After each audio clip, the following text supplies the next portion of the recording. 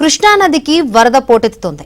ఎగువన కురుస్తున్న భారీ వర్షాలతో కృష్ణానదిపై ఉన్న ప్రాజెక్టులు జలకల సంతరించుకుంటున్నాయి.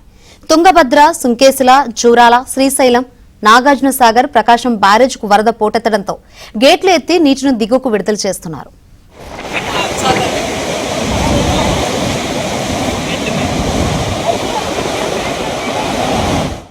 ఎగువ ప్రాంతాల్లో కురుస్తున్న వర్షాలతో తుంగభద్రకు భారీగా వరద వచ్చి చేరుతోంది. ప్రాజెక్టు గేట్లను ఎత్తి నీటిని దిగువకు విడుదల చేస్తున్నారు. నదీ పరివాహక ప్రాంతాల్లోని ప్రజలు అప్రమత్తంగా ఉండాలని అధికారులు హెచ్చరిక జారీ చేశారు.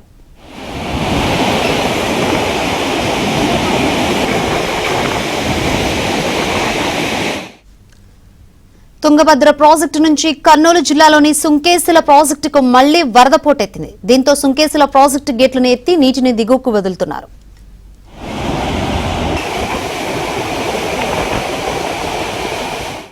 అటు జూరాల ప్రాజెక్టుకు సైతం మళ్లీ వరద పోటెత్తింది. ఎగువ నుంచి భారీగా వరద నీరు వస్తుండటంతో అధికారులు అప్రమత్తమయ్యారు.